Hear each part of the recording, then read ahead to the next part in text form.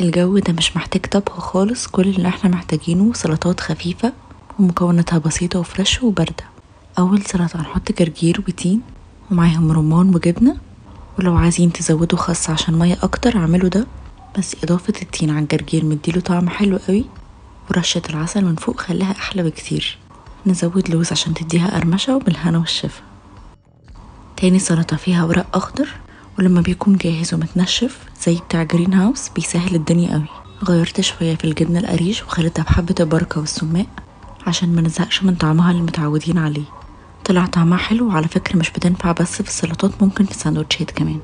اعتمادي في الصيف ده على التتبيلة الجاهزة بتاعت جرين هاوس، وبجد طعمها حلو قوي وبتجمع مكونات مع بعض. تالت سلطة حطيت خس وفجل أحمر ورمان، بنجر وحمص، بس الحمص حطيت عليه سماق وما طبختوش، قلبته مع بعض وحطيته على السلطة على طول مع دريسنج، وكده بقى جاهز وبالهنا والشفا.